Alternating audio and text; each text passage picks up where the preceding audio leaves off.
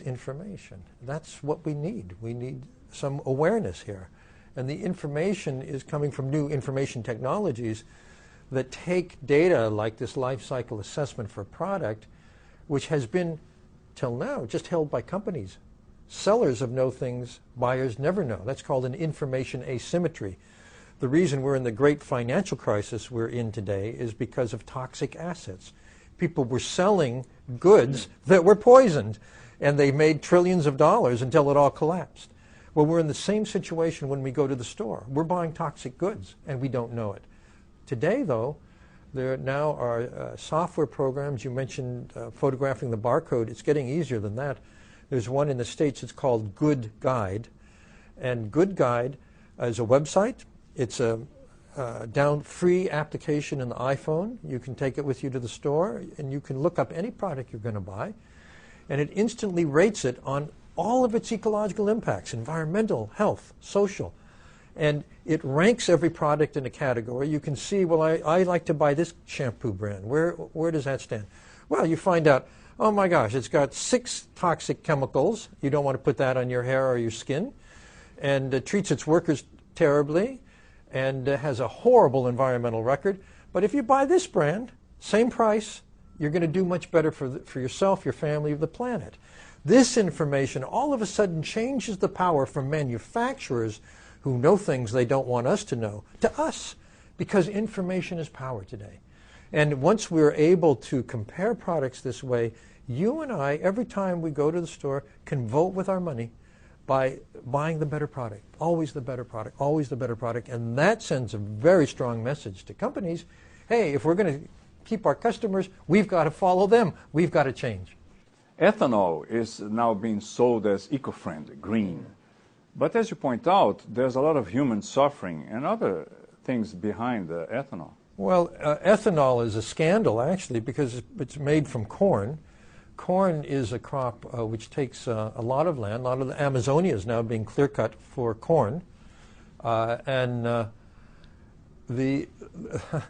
ethanol also, because so much of the corn is being sold for ethanol, because you get a better price, it means if you like corn tortillas, you have to pay more.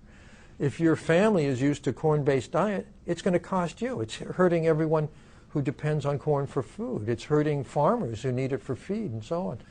So actually, they're coming up with much better solutions. I know a company that makes packaging. It's very ecologically minded. They're up in Vermont, in New England. It's a 4-hour drive to New York, but every morning they send a big diesel truck down to a container down to New York City, and they go around to all the restaurants and they collect the old cooking oil, because they can use the cooking oil to heat the water that they need to make the paper they need. This is the kind of thinking that's replacing it, and there are many, many other alternatives to corn for biodiesel. It turns out that the part of the crop you don't use, whatever that crop is, can be used to make biodiesel. So that's a much better solution. And this is the kind of ecological thinking we need to get to the point where our collective impact on the planet is not threatening the very existence of our species. Yeah, but in your book you also mentioned the fact that there are always reports of workers in well, I think you're remembering sugarcane. I cited a case out of Brazil where it turned out that the conditions of the workers were scandalous, horrible working conditions, dangerous working conditions. And now that's one of the things you can know when you go shopping. How were the workers treated? Because there are NGOs that go around looking at companies. You don't want to depend on the company. Oh, we treat our workers fine. That's just press. What you want is an impartial third party to go around and verifying good conditions, bad conditions, and then to report that to the database so that we can know it when we go shopping. And that's the future. And that's why I'm actually hopeful. But just as an addict cannot get into recovery alone, he or she needs other people, help from other people. We cannot be ecologically, socially intelligent alone, right? We have to do it together.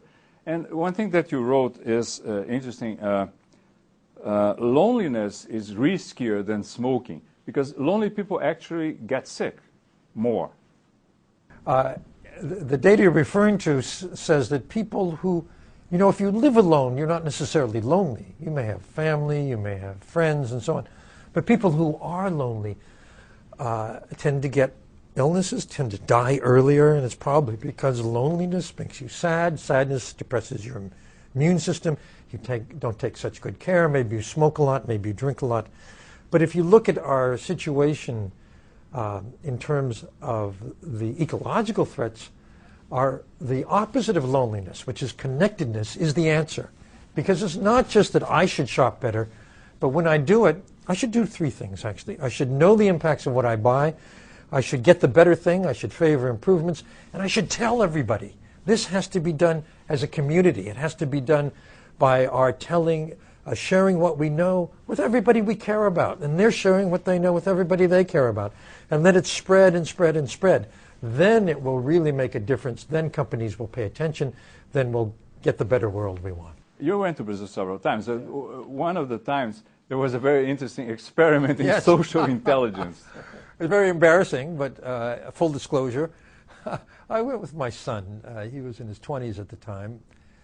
He's a musician who loves Brazilian music. We went to Bahia, and we had a wonderful time. But what we noticed was that at first the Brazilian people didn't seem very friendly.